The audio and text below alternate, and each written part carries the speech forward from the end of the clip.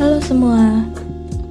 Dalam penjelasan sebelumnya, kita sudah membahas mengenai beberapa konsep penting yang berkaitan dengan pengukuran.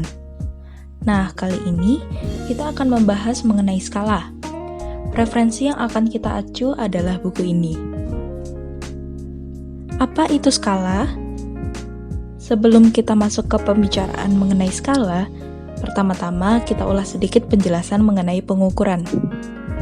Pengukuran merupakan jantung dari upaya ilmiah, begitu juga dalam penelitian psikologi. Untuk mengukur konstruk psikologi yang bersifat laten, digunakan butir-butir item atau indikator yang secara tidak langsung mengukurnya, yang dimana disebut skala. Membuat skala merupakan pekerjaan yang membutuhkan banyak waktu dan upaya. Namun demikian, ketika sebuah skala yang baik telah dihasilkan, maka kita memahami bahwa waktu yang dihabiskan untuk membuat skala tersebut adalah waktu yang dihabiskan dengan baik. Mengingat alat-alat tes yang kita pakai kebanyakan dikembangkan berpuluh-puluh tahun yang lalu, maka pengetahuan mengenai cara membuat skala merupakan bagian yang penting untuk mengembangkan ilmu psikologi. Bagaimana cara membuat skala? Untuk membuat skala, kita perlu melalui beberapa tahap, yaitu pertama-tama, kita perlu melakukan review literatur dan melihat proses pembentukan teori. Karena teori dapat membantu kita mendefinisikan konstruk yang akan diukur. Definisi tersebut harus jelas dan mencakup hal-hal yang akan diukur.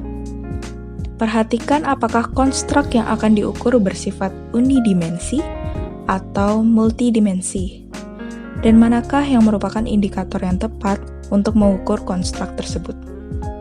Contoh konstruk yang bersifat multidimensi antara lain adalah psychological well-being yang terdiri atas 6 dimensi, yaitu penerimaan diri, tujuan hidup, penguasaan lingkungan, pengembangan diri, otonomi, dan hubungan positif dengan orang lain.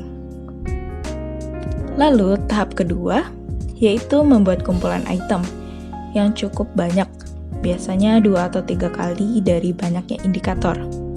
Perhatikan asumsi teori seperti domain, format response, jumlah item untuk pengetesan awal, format dikotomus dan multikotomus, pilihan kata, dan kemudian menilai item untuk menentukan validitas muka dan isi, atau face and content validity.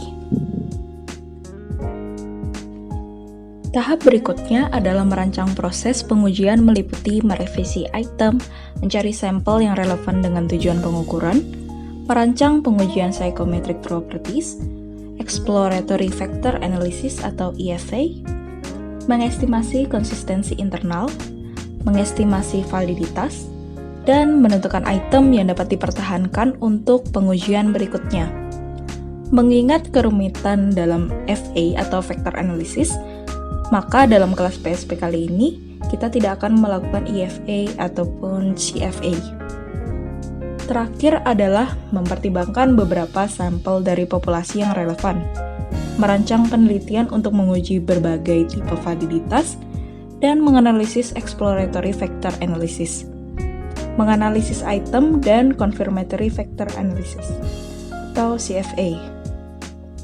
Analisis item melalui estimasi konsistensi internal, estimasi validitas, dan membuat norma. Saat mengembangkan skala pengukuran, akan sangat membantu jika kita membuat kisi-kisinya.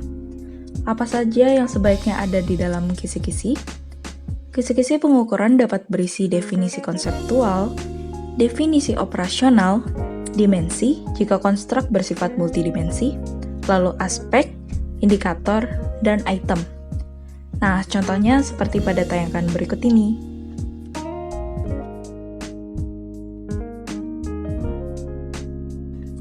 Selanjutnya, kita akan membicarakan mengenai beberapa format respons yang bisa dipertimbangkan saat membuat skala. Tadi, kita sudah menyinggung mengenai format dikotomus dan multikotomus. Ini adalah 2 tipe respons yang paling banyak digunakan. Untuk dikotomus, pilihan respons selalu ada 2. Bisa berupa benar, salah, atau ya, tidak. Sementara yang multikotomus atau dalam istilah lain adalah politomus, pilihan respon selalu lebih dari 2. Misalnya seperti tipe Likert. Sangat setuju, setuju, tidak setuju, sangat tidak setuju.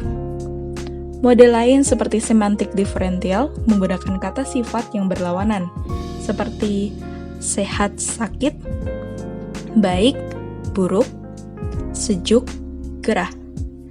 Bentuk respon lainnya bisa berupa daftar pilihan untuk dicentang atau checklist.